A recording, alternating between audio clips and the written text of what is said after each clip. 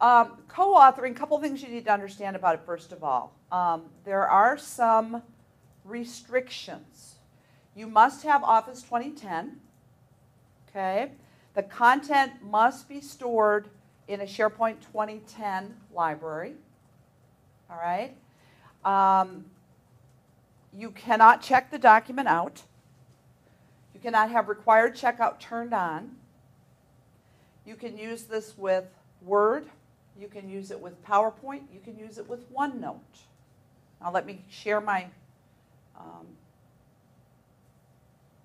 here. Obviously my desktop stopped sharing here. Okay. What's the concept of this feature? It allows more than one person to be working on a document at this exact same time while stored within SharePoint. I have a document in my library here. So if I go to my content and I go to this demo library, I have given Brian access to this Case 410 document in my demo library. So he has contribute permission here. Okay?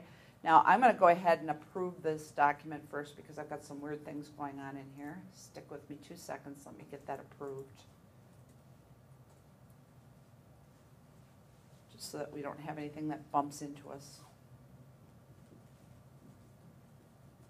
You know how like demos can do that to you if you're not quite 100% prepared. Some strange things happen.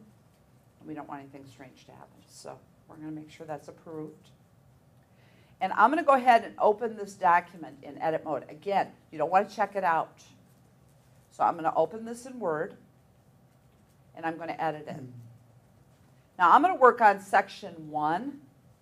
And I'm going to ask Brian to go out and do the same thing. And I want you to watch what's going on down here.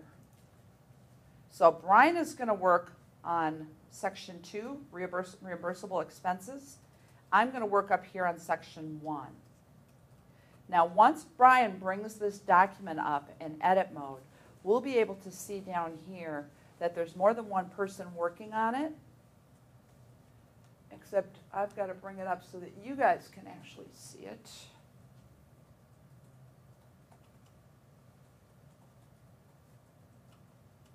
So you may have to scroll down. Brian, tell me when you're in there. Just enabled editing. It should be good. Okay. Shortly, we should see 2 little heads like they're talking down here. So Brian, I want you to go into section 2 and make some changes. Why do you get 1 and I get 2? Well, do you want 1 and I'll do 2? Okay. Okay, look at there. Brian Alderman is editing this document.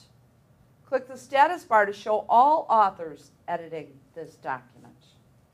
Now, if I scroll down and look, once Brian starts doing some editing, there'll be a bracket around here, around whatever it is that he's editing. So if I click on 2 and look at Brian, look at there. I can see everything I need to know about Brian. Close the contact card. Okay, so I'm going to go ahead and save the document. Also, look up here. I have to refresh to see my other authors. So you see how the save button has changed a little bit up here? We've got the little double arrow thing going on.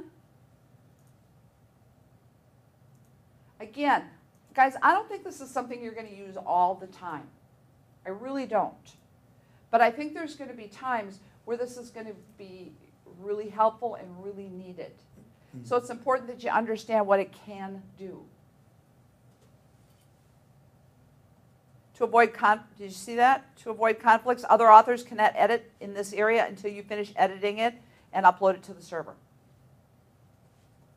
Now it took a little time for that to pop up. You're going to see more real time than what you're seeing from here right now, but there's a teaching point here, though, isn't there? And there's a process to be followed. Somebody else obviously can click on the link and get a read-only copy. Okay. If they click edit, they're going to see, if they're knowing to watch for it, that there's other people editing it down here. All right? But what's going to happen, and I haven't tested this, what's going to happen if Brian and I are editing this document, along comes somebody else who tries to check it out?